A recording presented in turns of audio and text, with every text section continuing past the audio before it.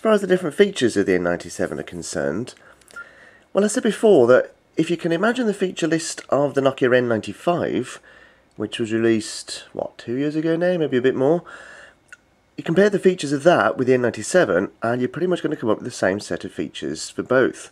There's Wi-Fi, HSDPA, although this does run at 7.2 megabits per second HSDPA. There's a 5 megapixel camera, which pretty much is exactly what the N95 had. There's 30 frames per second DVD quality recording, and I do use that phrase in inverted commas because it's not really DVD quality. But again, that's very, very similar to the N95. In fact, in every respect, this is an N95 with a touchscreen and a snap-out keyboard. There's GPS, as you'd expect, and it works just as well as it did with the E90. In other words, not that well. It does seem to take an age to actually find a satellite. That said, that's only the first time you use it. Once you have used it and it's found a satellite, then in all other respects you will actually find satellites again because of the assisted GPS nice and quickly the second time round. So, let's take you through the applications. Now the first thing you'll note about this is the quality or lack thereof of the icons. Now, you've seen the iPhone, even you've seen Android, and the new Palm Pre looks beautiful. This, in comparison, well, the icons look like they were designed, what, in 1985? They're flat, they're lifeless, there's no animation to them, there's no transitions, the text is just that, it's just text, it's like, there's no flair to the user interface. Now, I'll come on to that shortly, because I've got what you could call a little bit of a rant to say about that. But in the meantime, I'll just show you some of the applications that are available on here. Got the camera, obviously. What else have we got here? Real player, so it'll play video. Now, I'm going to scroll down here, and you'll note it's not the most responsive. Here we go, look at that. Now, it's a resistive touchscreen, not capacitive like the iPhone and Android. And resistive is actually a worse technology for touchscreen. And as you can see, that is not the most responsive touchscreen in the world. That will annoy you like you wouldn't believe the more you actually use this phone. Anyway, onto the applications. There are some applications that are pre-installed. There's YouTube, Facebook, Search Me, which is a very nice way of actually using search engines. It's kind of like a different search engine to Google, but done in a very nice way. That's something I downloaded myself, Tweet60, as is Last Minute's Phone Food and Trapster, because yes, there is an app store. Surprise, surprise to this. Problem is, and I'll come to this again later, it's a Symbian app store, and Symbian apps aren't necessarily particularly sexy. Now I've just noticed that that would appear to be several bits of text that are somehow overlaid one on the other to the extent that you can't actually read what they are. That is what's commonly known as a bug. Ah yes, we'll also know that the scroll window has now gone to the top despite the fact they're actually at the bottom of the page. So that's gone a bit awry as well. As I said, I do have a rant to say about this user interface because it is bad.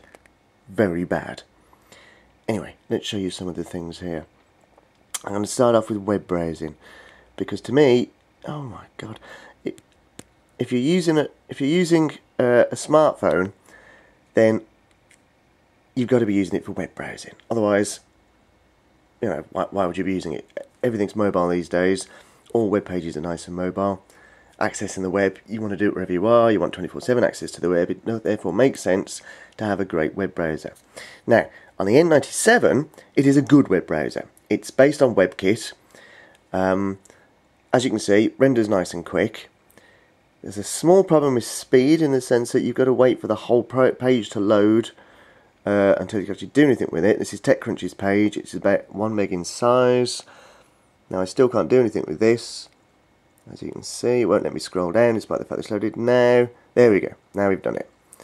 But that aside, it's not too bad. As you can see, like all other touchscreen smartphones, you just swipe it.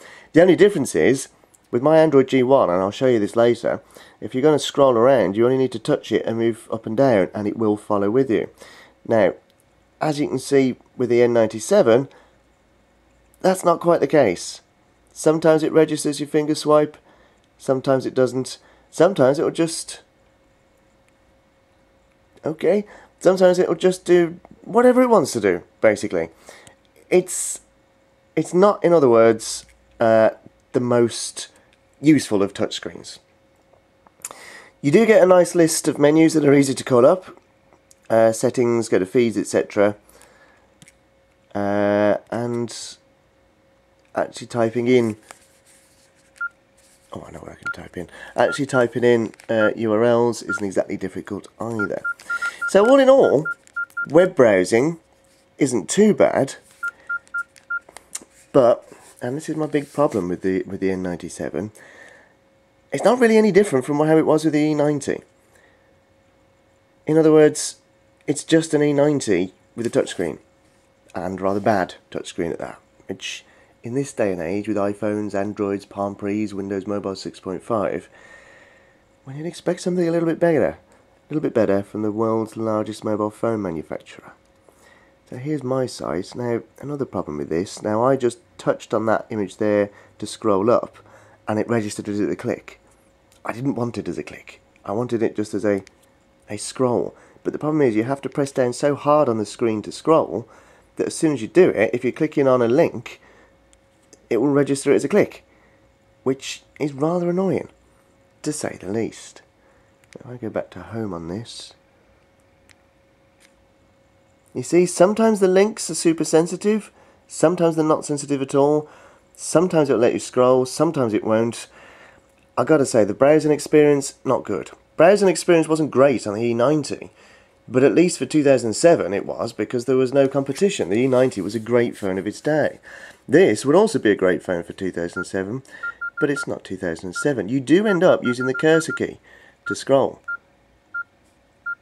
which is exactly what you did with the E90. Difference is, I guess, it's quicker because there's a half a gig CPU running under this. So it's actually quicker and more responsive than the E90 in terms of scrolling like this. But I'm effectively manually scrolling using the cursor key here. That's not what you want to be doing with a touchscreen phone. But sometimes it's the only way. So, web browsing then, not great.